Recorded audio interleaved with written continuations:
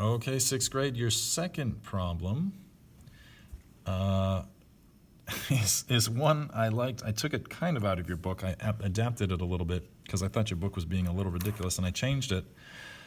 But the reason I gave you this problem is because I have done this problem. I didn't make a ramp, but I was making cabinets, and I needed to stain it. And, you don't want to overbuy and buy too much wood stain, so you want to make sure you buy just the right amount. And I actually used Mini-Wax wood finish. It's a decent, very common stain that's out there. You ask Mr. Stark about this, I'm sure he could tell you 7 million stories about this because he makes furniture all the time. He's very good at it, and he stains things all the time. So this math is pretty common. Okay. Now, we told you don't need to stain the back, and so that would be like that side there. I don't know if you can see that, but if I were to draw that in, right, that would be that part. You don't need to do that. There's my 3D piece. So you don't need to do that, and then you also don't need to do the bottom, right, because the bottom is going to be, I don't know, on the floor or on the ground or something like that. It's not going to be seen. But you do have this triangle here. You do need to get the surface area of that. And then it has a twin triangle on the opposite side that you can't see, but that also needs to be stained. And then you've got the ramp itself, this rectangle up here. Where's Courtney? Well, no, actually, Courtney's strategy is a little different. But I'm going to just outline this in blue, right? That rectangle, that you also need to stain, obviously. Okay. Okay, so here we go. I would start with the ramp, or what I call the ramp. That's that rectangle, what I just did in blue. So area of a rectangle's length times width,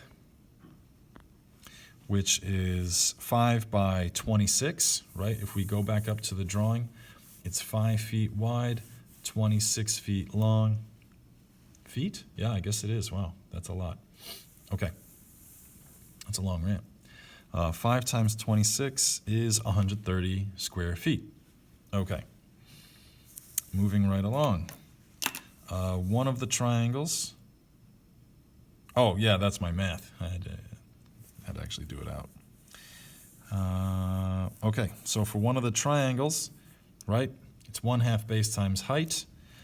This triangle here, base and height, of course, have to make a what? Say it together, class. They have to make a? That's what I thought. A right angle. Okay, very good. So that would be 25 by 2.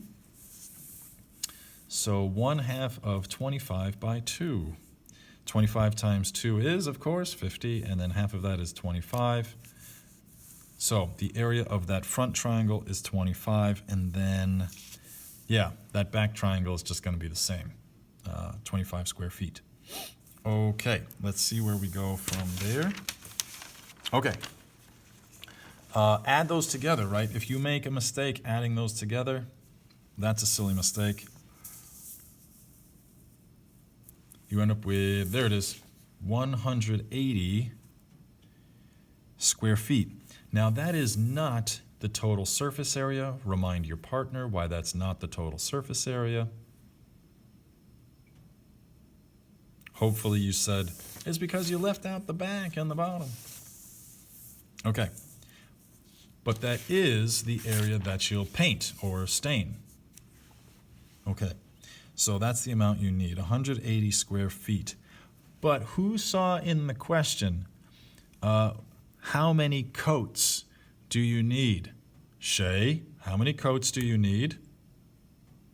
2 coats. That's what I thought. Okay, so what you need to do, of course, is take that 180, multiply it by 2, so you actually need 360 square feet of ramp that you need to stain. All right. If you want, you can pause now to see anybody who has a wrong answer. Make some fixes and see if you can figure out how much stain you need if each can covers 150 square feet. You pause now and talk about that. Okay? So here we go. There is 1 can of stain, or 1 quart can, 150 square feet each. So 150 plus 150 is 300. You still don't have enough stain because, of course, you need 360 square feet. You add in another can, another 150 is 450. You now have more than enough. Unfortunately, you can't buy half cans or anything, so there you are. You need 3 cans of mini wax wood finish to stain the ramp.